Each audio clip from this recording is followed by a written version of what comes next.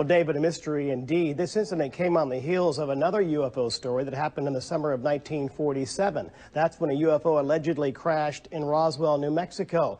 That story, of course, well documented, but this equally puzzling, a mystery regarding a UFO in the skies above Kentucky just a few months after the Roswell incident. In our report, 1956 government film addressing this case, a case that'll never be solved because Captain Thomas Mantell from Simpson County, Kentucky, an experienced pilot and World War II ace, took the answer to his grave.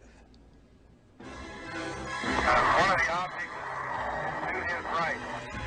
It made headlines across the country.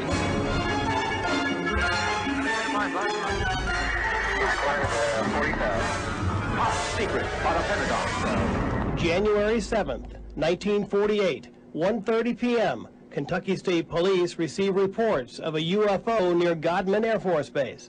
On reports, one great big bright shiny star. That's what it appears like from the tower now. 4 F-51 Mustangs on their way to Sanford Air Force Base, Kentucky, are contacted by the tower. Simon Tower to Captain Mantell. Investigate an unidentified object in your area. They're ordered to investigate a white object some 300 feet in diameter. One plane returns for fuel and oxygen. The 3 others approach the object. Mantell to tower. I see it.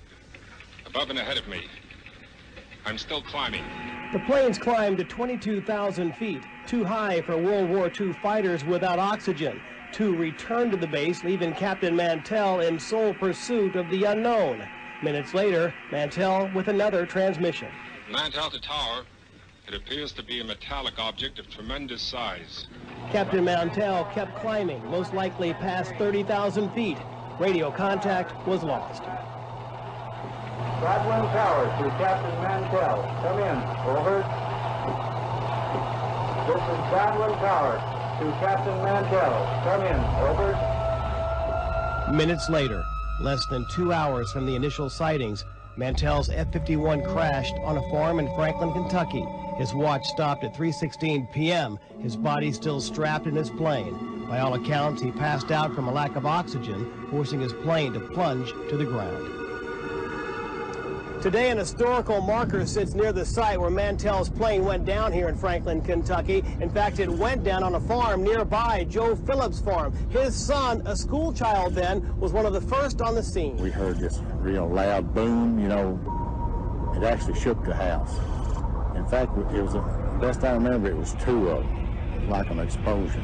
William Phillips Jr. was 6 years old and homesick with his younger sister when the crash occurred. We run to the window and just happened to run to the right window and see it hit the ground, just as it hit the ground. The news of the incident immediately made headlines. Newspapers reporting that Mantell had been shot down by a magnetic ray from a flying saucer. The story took on a life of its own. He was the first person ever to die while pursuing an unidentified flying object. The military's response? Most likely he was chasing a weather balloon. I can't see that a balloon could move and outrun a P-51.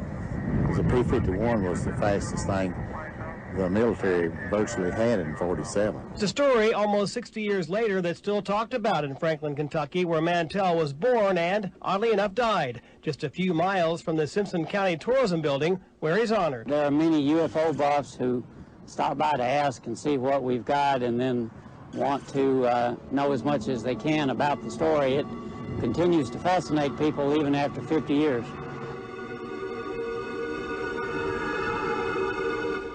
And to this day, people still wonder what Captain Mantell was chasing. While researching this story, we contacted the commander of the Kentucky Air National Guard when this incident took place.